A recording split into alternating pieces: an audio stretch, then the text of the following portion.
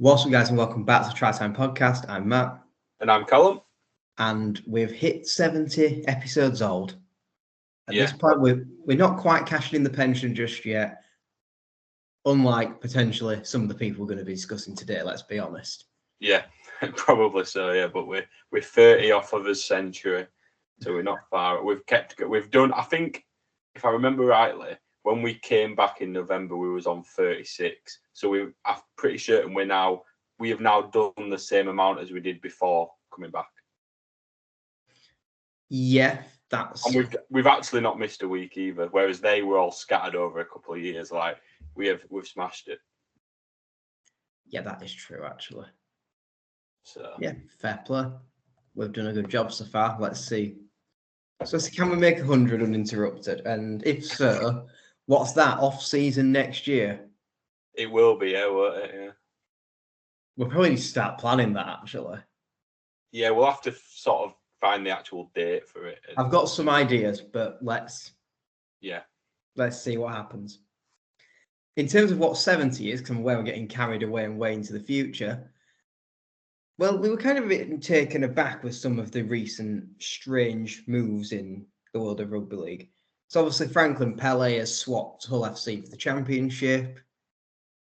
Dec Patton has somehow commanded actual currency to go play at Featherstone for 12 games before he's already signed on somewhere else at Widnes, which is a very odd decision by Featherstone, especially given they've basically got no money. And that kind of got us thinking, has rugby always been this strange? And what are the weirdest transfers or signings that we've ever really seen? And funnily enough, we found quite a few of them, didn't we? Yeah, I mean, also it's important to preface that this is being recorded a few weeks in advance because I'm going to be in Toulouse I'll be coming back from Toulouse the day this comes out. So we've had to sort of backlog these. So if something weird happens, like Jake Connor signs for Oldham or something, and we haven't included it on this list, if that happens, but I could see something like that happening, then that's why. Obviously, we're recording this the 27th of June, so a couple of weeks in advance. But I reckon we get into it. Okay, so do you want me to start? I'm going to say I will let you lead the way. Right. So the first one that for some reason comes into my head is obviously something to do with Bradford, obviously, because I can't not do Bradford. But I feel like you'll appreciate this one because it's involving Leeds as well. And it's in 2020, Rhys Evans going on loan for 5 games to Leeds from Bradford. And if you remember rightly, he actually played in the Rob Burrow game for Leeds against Bradford. It's just it's just weird to me. It's weird that it ever happened because it's like he played like a season at Bradford and done fine. Then he went and did that, and obviously it was a whole around COVID year anyway. So in the end, it was a bit of a senseless season anyway. But then he just returned next season, to Bradford, like no had happened, and just kept played for another couple of seasons before retiring. It would just obviously we had a really good working relationship with Leeds, and it helped us a lot with loans and dual reg and stuff. And at the time, I can't remember why, but I assume you needed a centre or someone to play on wing or something. I'm trying to think what our squad makeup was like in 2020 and who'll have been around it. I mean, the whole thing was a weird time, and funnily enough, I've got a similar era Leeds transfer that I say I'm going to throw in the mix that Harry's given me to throw into the mix. Oh God, something to do with Cass then, probably. Harry. No, it's actually not. Has it not? Oh, fair enough. But for once, he's pulled his head out of Cass Tigers. But yeah, I just think the Rhys Evans, it was just weird how he went. Like you don't see that a lot, do you? They're going the loan or the dual reg system or loan system working the other way. I'm trying to fit. There's definitely been some other instances, but the thing is, I can just think the only ones I can think of, and I don't know if this is just because I obviously see a lot more with it being Leeds, but you had James Harrison and Brett Ferris coming from Featherstone to play for Leeds. Bear in mind, Ferris had just left, and then we dragged him back again. What was that about? Yeah, it's a weird one, really, isn't it?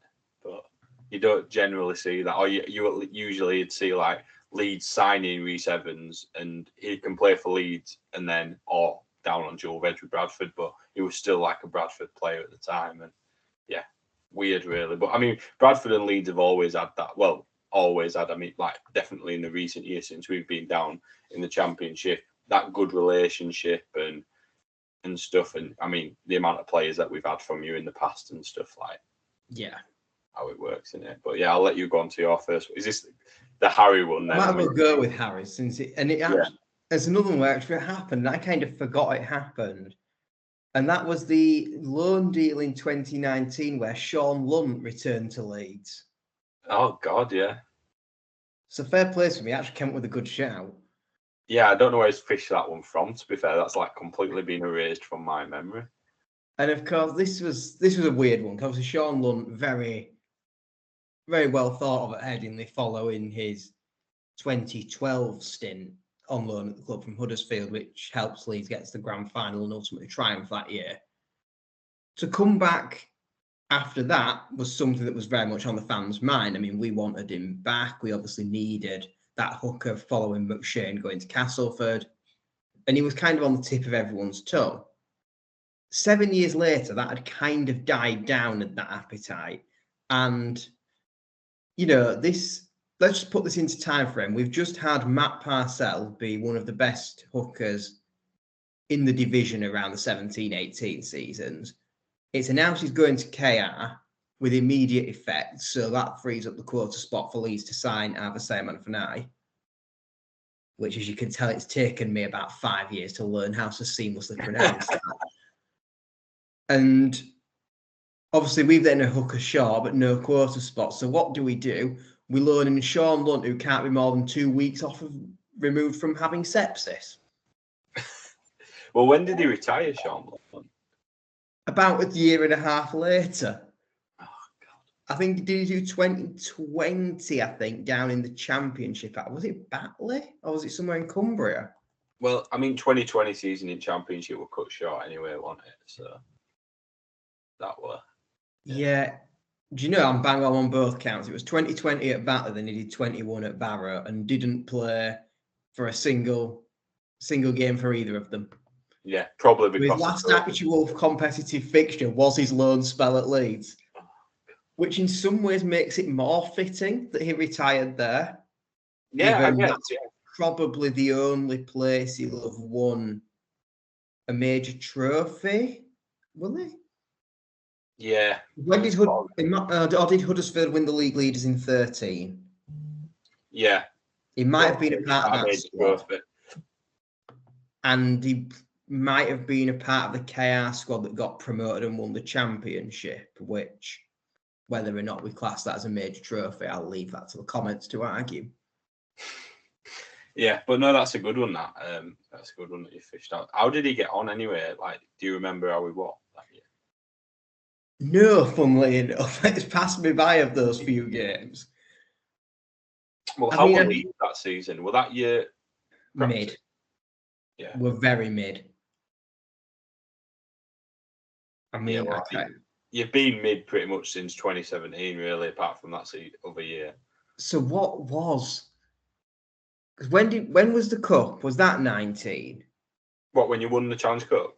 No, the one that you don't shut up about. Oh yeah, that was 19 actually. Yeah. So this was Agar's second half. So we'd had Furner at the start of the year. We must have done. So we were pretty awful, and then we stabilised towards the end.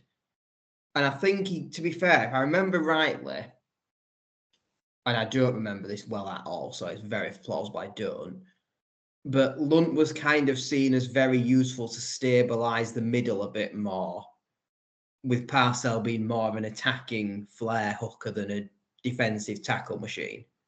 Yeah. That's fair. But, yeah, weird signing. And I'm pretty sure I've worked out why Harry remembered it. It's because the little sepsis buddies. Fuck's sake. Right, well, I don't think you're going to remember this next one, by the way, that I've got. Well, I've got some interesting ones. So let's see if we can come with the most obscure then. Well, we might have gone on. Have you Googled like an article about this for some help? I've had a look for some inspiration, but I've also got a few that spring to mind of my own. Right. Just because this next one is plucked from an article, and I just had to include it. Right. So in 2009, Dwayne Chambers, the Olympic runner, was on trial at Castleford. I read this, but I didn't feel I could count it because he never played a senior game. He did one trialist match. I know, but I just had to mention it. I think that is. Think about that. Think about the state of rugby league and how everyone says it's like such a minor sport. It's not very popular. We literally had Dwayne Chambers as a like. Well, if we're throwing people who are from other sports, in that case, I'm going to raise you this with Luke Menzies' transfer, who, played one game for KR, spent most of his time in the Championship. Or should I now call him Ridge Holland following his transfer to Vince McMahon's WWE?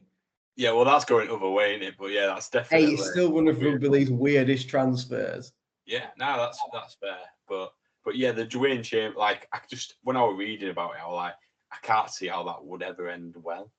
Like, just because this is like when Micah Richards was scouted at Leeds. It's just weird, yeah. I mean, it said, I think, that there were like a good few thousand who went to watch him play in this trialist match. I'd love to see how he got on, because he can't have done anything special if he didn't get picked up. No, he only lasted the exposure alone for Cass would have brought them in thousands. Yeah, that's probably. So he must have been particularly poor, I imagine. Yeah, well, think about it. It's such a. He's got to be a winger. Let's be honest. I don't know, because he's built. He's rapid. Yeah, but yeah, I don't know. Because I can't imagine he was the most technically proficient player. No, but then I think if you put him out on wing, you try and disguise that a bit more by just giving him half a yard and bolting off. But I imagine he was defensively very targeted. Yeah, thing is with a wing, I think wingers generally, there is more tactical stuff to that than obviously there's catching, there's positioning is a massive thing for a wing. I mean, we see Ockenbar every week, he's just shit at it, isn't it, for Bradford. Yeah, but Ockenbar also can't run. Yeah, I know. Well, that's true. He's like the exact opposite of what Ockenbar is, although they probably both can't catch. Well, there you go, because what the simple plan is, line break, chip over the top, sprint onto it, you can't catch him then. I think he'd be better sticking him in second row or something, or in centre. Has he got the tackle technique to play in the middle, though? Don't matter. Stick someone who can. I mean, obviously not, because he played half a match and didn't get kept on. But I think this says all we need to know, really. Yeah, it's just. I mean, there's obviously some transferable skills, but what, like legs? Yeah, well, like running. But other than that, like. Yeah, it's if you see people try and pass a rugby ball when they've not played rugby before, it's just it's not pretty. So yeah, that's that one. I'll let you go on to your next one. So I'm going to go for a player who had spent time at Wigan, would ultimately go on to feature at Warrington, and was coming off the back of an NRL stint in New Zealand, and thought the perfect career move would be a recently relegated Widnes Vikings. And of course, about Anthony Gelling's 0-game stint at the club before instantly stumping ship to go to Warrington. God, Anthony. Oh, I remember that now. Like especially now you've said it, that really is fresh in my head now about when he signed for him and then never played for him. It's one of the weirdest. There's plenty of occasions, don't you remember, with a player signing for a club and then never playing a game for whatever reason. I mean, that's an entirely different video in itself, almost the number of times that's happened. But this was just even weirder. Yeah, no, it's a weird one, is that? I remember were there quite a bit of outcry, or not outcry necessarily, but the Widnes fans weren't happy, put it that way. The Widnes fans weren't happy, and then didn't he come under fire for a couple of allegedly as well at Warrington, and suddenly they were a bit less unhappy? Yeah, I'm going to say it's fair to say his stint at Warrington wasn't the most successful. No. Where is he now, Anthony Gelling? Is he retired yet? I don't know, you know. I'll get it up on me Wikipedia. I feel like he played the last World Cup for Cook Islands. Yeah, probably. But So, that does it. He currently plays for, don't even tell me, no one since 2021. His last appearance ever was for Cook Islands, according to Wikipedia. So I'm assuming he's maybe gone back down under and is playing some form of like unknown reserve grade. Yeah. Although on Wikipedia it says in 2019 he played 18 games for Widnes. Or is that a different stint? I seem to think he never actually played. I've made this up with somebody else? I think you probably have, actually. Who was the guy who signed for Lee and never played? Oh, there'll be a few of them. I mean, I've got another good one now I've just thought of. I feel like I've actually... People in the comments are absolutely screaming at me for this. Yeah, I'm going to say you might have just made this up, I'm not going to lie. It wasn't either Tyrone Roberts or Bryson Goodwin. It wasn't one of them, was it? Warrington definitely poached someone. Let me have a look.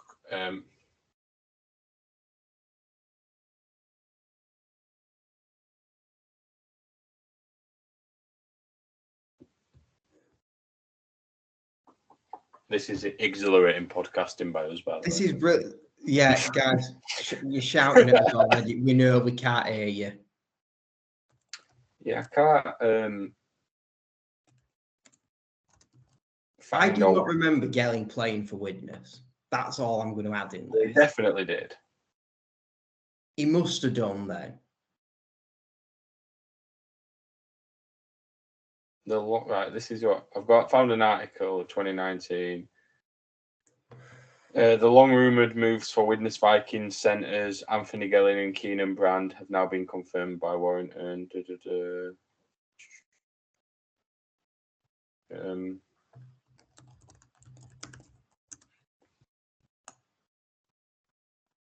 So yeah.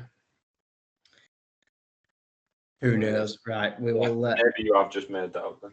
There's definitely someone I'm thinking of, and people will tell me who it is. But yeah, well, I'll go on to my next one, which is one that I know that you love, and I remember you loving it at the time. Did a video on the channel specifically for it, and that is Israel Folau to Catalans, and how. I mean, that was one of them where at the time it was obviously weird because of the comments and how Catalans kind of snapped him up, but obviously looking back, it was a terrible signing for everyone concerned. Yeah, this was awful. I mean, obviously you had the homophobic comments, you had Wigan, I think it was Wigan, trying to set up some sort of like Pride Day when they played Catalans as like protest, and it was just like amateur rugby league at it again. Like, I do remember that one, yeah. And Catalans, I don't even know why they signed him, but obviously it's a thing that Super League clubs they can't help themselves when it comes to these wrong-uns from down under who've always done something wrong or got some allegations against them. I mean, we're still seeing it in today's game now, you know. I mean, FC have been biggest culprits for it recently. But yeah, there's always players coming over who've got a bad record or, you know, something like that. But yeah. No, that's fair enough. And like you say, there are plenty of those that we could go for. Yeah. Oh, well, I mean, yeah, I'm going to say maybe we need to do the most, not stupidest, but like brain dead transfers. So, like, you know, Prison FC, maybe we have to call it, you know. I mean, that one does work. I mean, we've definitely got a full squad. Well, maybe that's what we do as part of our ultimate team, you know, all the ultimate teams that we're doing on our channel. Maybe we have to do the ultimate prison team. I've remembered it. It's not, and Gelling's move to Widnes is weird. I found it. It was the 2018 contract that Bryson Goodwin had signed for Lee before ultimately, following relegation, Warrington swooped in and took him before playing a game. So it was Goodwin. Fair enough. I've just merged two stories together there and produced two entries instead. Yeah, well, that's fair. It fills us up a bit of time, and obviously Goodwin went on to do well as well at Warrington, didn't he? So, well, he did better than Gelling. Yeah, well, that's I mean, that's not hard, but yeah. Well, the one to throw in your kind of reprobates who never hit it off in Super League, and I could pick 3 here. I felt, well, see if you can guess it by the time I've gone through this. The initial signing to Catalans never worked, but it kind of made sense. He came with a rep from the NRL, former Origin player, Aussie international. You can understand why they went for it. Yeah. Salford, clearly they didn't learn from Catalan's mistakes. Yet he had some good games, but probably not enough to warrant them really spending big money on him. And then despite failing at Salford and having to move to the Queensland Cup with Northern Pride, Hull KR still thought in July 2018 that this would be a great signing. Are we talking about... Go on, we got it? Todd Carney? We're talking about Todd Carney. Yeah. Why? Yeah, that is weird. Like, the bloke probably had one good game at each of them clubs, and that was it. Yeah, I mean, so he's, he's obviously we're all right at Catalans and Salford. Didn't, probably warrant. He were pretty poor at Salford, but I mean, well, the Catalans stint wasn't great considering the rep he had. He looked very ordinary. Yeah. So he must have done something good over at Keithley's Australian dual reg partners then, over at the Northern Pride. To warrant that move back. I knew you'd appreciate that. That's sort of. I thought you were going to say something about it, but I don't actually thought of that one. But, but yeah, for KR. I mean, I can't remember how well he did at KR when he did sign, or did he even play? Or 6 times. Oh. Apparently, he did okay against FC and was then pretty shit. Yeah, good value for money then. I mean, they love a good win over FC, to be fair, so that probably is worth it to the KR fans. But yeah, that's. I mean, a very old one. Was 2018? Yeah, 2018. That's a season after they'd got promoted again, isn't it? So, yes, obviously they wanted to splash a bit of that promotion money. But now, I mean, we spoke about it before on the pod with about KR, and they seem to have got that sort of. Recently, them signings have been right and stuff. So kind of good to see what the sort of signings they were making back then and how they've kind of matured in their approach, I guess, when signing overseas players, especially. I mean, they've just signed bloody Bradford's best players, so they can fuck off. Yeah. That is. I say it was going to say, how many more have you got? Because I've probably got a couple here that probably 3 more. I've got 2 more. To mind. I've got 2. Go on, then I'll let you throw another one. So I've got the classic from the other year. I mean, this signing ended up that bad that the club now no longer exists. Is this Sunnyville to Toronto? No, it's not. No, that's a good one though. Oh, I could just do the whole Toronto team. Another one. I'm sidetracking. This Stevie Ward to Toronto who never played. What about we should have done every player who signed for Ottawa, including our good friend Greg McNally, who burst onto the scene in Cumbria. That is a pod or video to be done, though, isn't it? Where at what Ottawa races? Where are they now? Yeah. Well, I'll give you a spoiler. Laurent Fraser, who's the France coach. Yeah. Well, so this one it is, of course, Gavin Henson, West Wales Raiders. West Wales, yeah. I mean, it was bizarre at the time. I remember watching the game. I want to say it was against Widnes in one of the early rounds of the Challenge Cup. It was on. The only thing I'm going to say is this would be less bizarre if we hadn't seen Thomas do the exact same thing at Crusaders a decade earlier. Yeah, albeit he got a fair few tries in that season. He wasn't awful, and that was Super League. Yeah, that's the thing. That's why it's weird because it's not even it's big famous rugby star. Majority of people, if let's say you asked every single person in the whole of the UK, it's Wales. The love union in Wales. Everyone in Wales knows who he is. Exactly, that's what I'm saying. So everyone in the UK does more than any player in who's currently in Super League.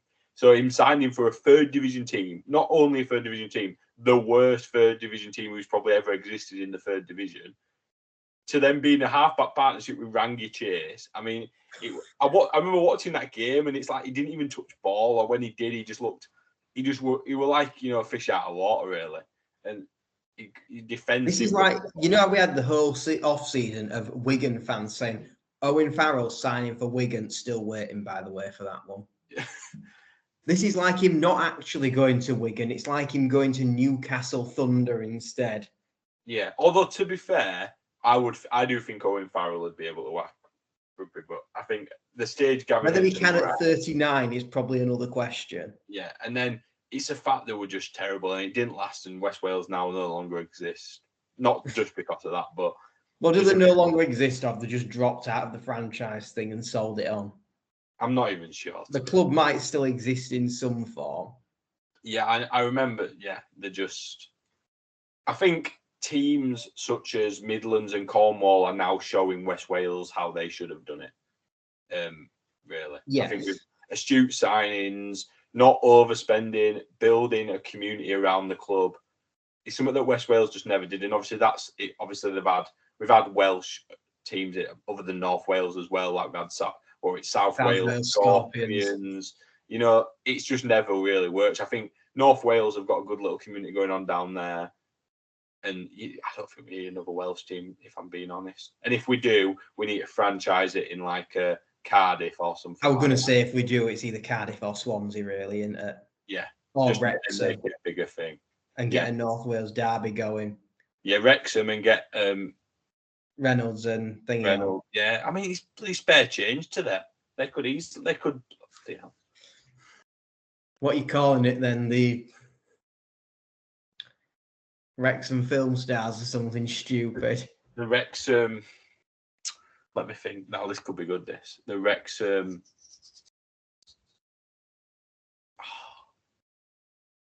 There's not many good ones, is there? No, I'm trying to think of something to do with films. And because you can't really go W, it don't work. Yeah. It don't really work, does it? Just Wrexham rugby. Thrilling. That would really worth the wait. That one. Oh, Wrexham Reynolds. Oh God, that was even less worth the wait, actually. Well, right. So I think that's everything we need to say on Gavin Henson. Well, I've got two here, both that revisit our favourite club to talk about on the podcast. What, FC? Yes. Go on. I'm going to throw it back to 2013, first of all, when, following announcing his retirement, KR cult hero Ben Galea decided not only sod this, I'm playing on another season, but just buggered off to the other side of Hull to sign for FC for a year. Yeah. And the worst thing was, he didn't even stink the joint out to the point where you thought he'd gone undercover. Yeah, I'm going to say, I remember him being all right for FC that season. It was weird. Weird how he, retired and then came back and to go to them. And the KRFC borderline is already an odd one. That just made it worse, frankly. Yeah, we could do an whole podcast on Hull Derby transfers and players who've crossed over more than once. There's been however many this year. Do you know what I mean? So it's a popular thing to happen, but that is a weird one to then retire and then do it and do a good job and kind of show that you probably didn't need to retire in the first place. Maybe KR just weren't offering enough money, and FC love it, don't they? Splashing the cash. That is true. I mean, how many times have they done it and not really ever learned? But it's paid off, I guess, with Galea, but that's true. Now, another thing is splashing the cash. I mean, do you remember back in 2018-19? This was around the time they'd just been dumped out the playoff semi-finals thanks to a late Liam Sutcliffe try. They were obviously just off the back of 2 Challenge Cup wins. Everything at Hull felt like they were primed and ready to make that push to become a top 4 team. Yeah. So, as always, Adam Pearson is talking big changes. the fans expecting marquee signings, and in come the pair of Lee's Matty Dawson-Jones and Danny Langtree from Oldham. What year is that? 2019. Correct. What, they signed Danny Langtree in that? How many times did he play? 27-year-old Danny Langtree popped up at Hull FC of all places. I mean, Danny Langtree is a good player, like championship sort of player, like good player. But yeah, when you look at his career, I mean, do you want to know how many he got? A big fat 0. 3 on loan at Doncaster was the highlight of his Hull FC time before he went back to Oldham later the same season. Christ. And what's it? Where's he at now? Widnes, funnily enough, and he's yet to play there either because he's just left. He has played at Widnes. I've watched him play. Has he definitely played? Yeah. Did he play when they kicked 2 drop goals in 10 minutes or whatever it was? Fuck off. He did, yeah. There we go. Well, he's making his impact in the championship more than he's still got. How old is he now then? He's like 30 odd. But if that were 19, he was 27. He'll be 32, 33. Yeah. He's still got it, to be fair, yeah. Good little back row. But yeah, you're expecting marquee players and you get championship fodder who, no offence to Danny, never really looked like being the player to make the step up.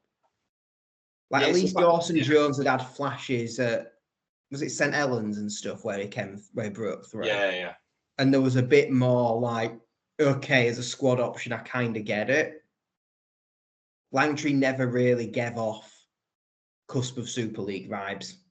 No, well, it's like the fished him from, and this isn't necessarily a rule that teams should follow, but like the fished him from the bottom of the championship. It's not like he'd signed him from one of the top teams. But then saying that, Warrington signed Matty Ashton from Swinton, and look how that went. So but the guy had scored 30 odd tries that season. Like it wasn't clearly. It wasn't like they've just picked.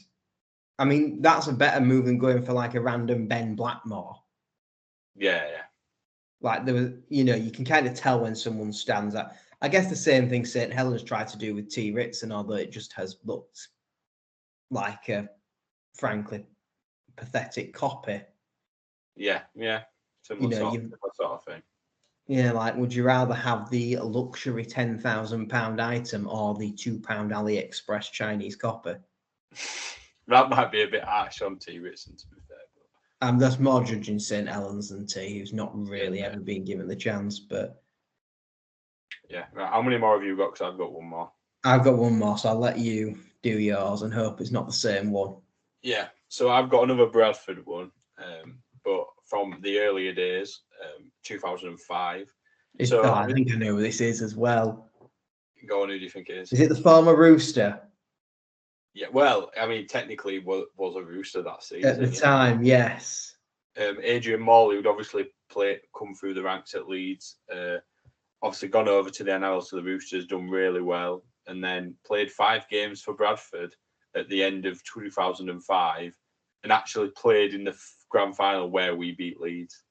Yes. Is his hometown club. But 5 games, that's it. And then he obviously went on to have, his career that he had at Warrington and stuff. So, which you probably heard me summarise. Yeah. Literally 3 days ago or whatever when this goes out. It'll be a week and a half ago, actually. That's how far. Oh yeah, it's your top thingy, isn't it? What we just had, is it Scrum House we're on now? No, don't. I want to do fullbacks. I haven't recorded it yet, but you're going to have seen fullbacks on Saturday. You've just seen fullbacks. There you go. Scrum House is still to come. Stick around for that one. Yeah. Why have you gone through the entire field and then decided, nah, sod it, we're off right at back now? No, because I've gone second row as loose forwards, props, hookers. That's no order. And then I've gone. Right, okay, you started at 12. We were asked to do 13. Then you've gone 10/8, 9. So the next logical thing would be 7/6. No, because they're separate ones. Well, somehow we've gone to one anyway. I'll do fullbacks, wingers, centres, standoff, scrum half. Right, we're really milking this one. Scrum half might be the most contentious one. So, well, there's not that many of them if you look at Dream Team. Yeah, well, it's just Jordan Abdul, isn't it? We're meant to be doing the best, not the obese. But yeah, anyway, Adrian Morley weird one to look back, and obviously that he only ever played 5 games for Bradford, but had an impact in that time. We're talking about players who maybe didn't even play a game for the team they signed for. He only played 5, but they were a good 5, and obviously they led to the last team outside of Leeds, definitely not Warren. Leeds, Wigan and Saints. It's actually winning the Super League. So yeah, and then that's the thing. Adrian Morley he won't have won one at Leeds, will he? A grand final, or did he? No, I think you're too early for that. So has he won one at Roosters and NRL? Probably. I'm going to get his figure. What I'm saying is, if he didn't win one at Warrington, he certainly didn't win one at Salford. Yeah, so he didn't win one at Leeds. So it's his only grand final victory, certainly in the Northern Hemisphere, at Bradford. And yes, he has won an NRL. Yeah. But I think, he played for Leeds. Yeah, we lost in '98. So yeah, I mean, and that was. People don't remember. I say people don't remember. People probably do, but I feel like us. I'm speaking for myself here, but like the generation of me, I don't ever think that Morley was in the NRL for that long, but he actually did 5 seasons, didn't he? Down at Roosters, and then it's a fact. In 2006, he still played for Roosters after, so he just nipped over on loan for 5 games and then went back down under. That's big. It's and then not just picked up a grand final while he's casually over there. So he played. He also he won the Challenge Cup with Leeds in '99. He won the '99 with Graham Murray, definitely, and he won the 2002 NRL and 2003 World Cup Challenge. He won grand final at Bulls, and then that's all he's won for the rest of his. Yeah, because they lost the Challenge Cups at Warrington. Because they lost 2012. He'll have been there with Warrington, but they lost 13. They lost, and then he'd gone to Salford by that point, I think. Yeah. Yeah. So weird. I mean, also, I've got another one to tie in for that. In 2013, he played 1 game on loan at Swinton. Do you know, it's funny because when I was doing the Warrington video, there were a few like that because Lee Breers has done 1 game at Swinton. And it's because Warrington used to use the dual reg to get players back to full fitness, a bit like what we tend to see reserve grade for now. Yeah.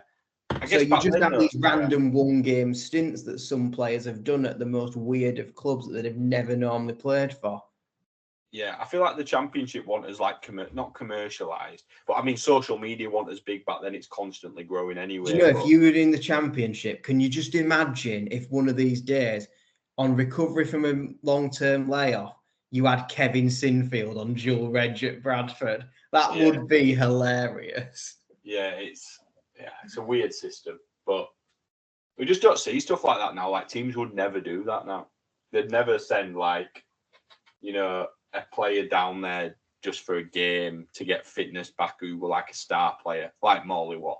I mean, back end of his Warrington stint, but still one of them. Yeah, but even so, he was still in the team every week. Yeah, so for me, the whole Morley situation is weird, but it's also probably indicative of how times have changed as well. And back then it was probably a bit more normal. But. Yeah. Well, for my last one, I've gone to Wigan, and actually, there's quite a few that I've just been thinking about for Wigan that I could say. I mean, Ryan Hampshire's move was a bit odd, albeit Wigan Academy made some sense. Even more odd when they signed relegated London Broncos Maltese international halfback Jared Sammut, who I think played probably about 5 times. Yeah. Weird. But I'm going to tie this right back to the deck pattern one that we mentioned at the top of the recording.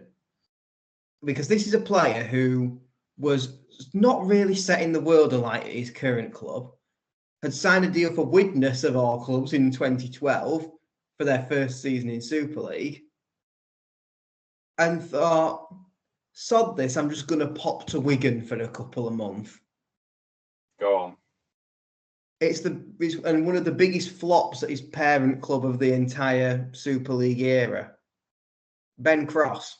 Oh, I thought earlier, I knew Ben Cross were going to come up at some point. You love getting him in. He's in every video that you can get him in. He's in there. You know, he was in the trivia thing with it. He fits into a lot of videos and we're discussing transfer flops. He's just a weird career path. Yeah.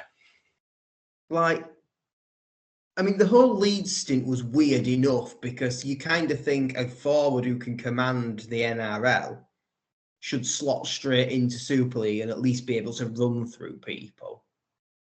Albeit Willie Mason broke that mould years later by being utterly crap at KR. Or years earlier, I should say. And then, with all the Leeds fans saying it was a waste of money, it was crap, cut the contract, we're going to just we want a bit of that. And ultimately would go on to not make the grand final, despite finishing above Leeds that season in the league. So, question whether it worked for Cross, because on one hand, the Wigan fans seemed to think he was okay, and he did play better over at the Warriors than what we saw at Leeds. But he didn't ultimately win anything. Yeah. And would go on to retire a year later at Widnes of all clubs. Which, I mean, that whole Widnes 2012 team had some oddities in it.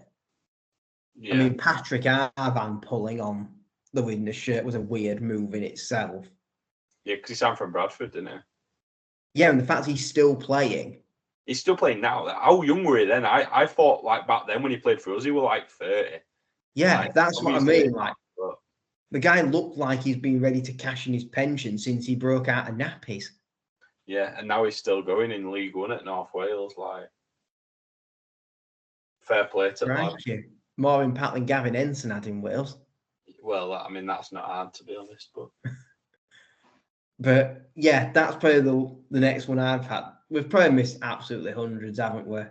And if you start looking at kind of your lower player gambles or squad players, things get weirder. Yeah, I'm going to say it's one of them where different players pop to different people's minds. So, let us know in the comments. I have just thought of a good one, actually. Go on quickly, then. Wigan to Warrington, Sammy Kabula. How did he get two massive clubs on his CV? Did he? This was 2020 or something stupid. I mean, Sammy Kabula's just an absolute. I don't even know. His career path is the weirdest thing going. Sammy Kabula wishes he was Junior Nsemba. I mean, he's Sammy Kabula is 24 years of age. He's the same age. Yeah, he's played for 24 clubs. I'm gonna say he's got the most clubs under his belt than I've ever seen. I mean, granted, half of them are the same ones recycled, but they're not necessarily. One appearance for Wigan, two for Warrington. The only place he's actually made double figures, basically, that haven't been loans are Batley and Bradford. Yeah, he's in champion. He's not played double figures in the Super League altogether, has he? No. He's not played 9 games in Super League.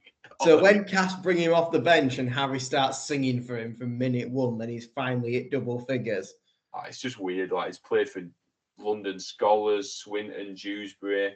And then moved to Warrington. Why? He's had...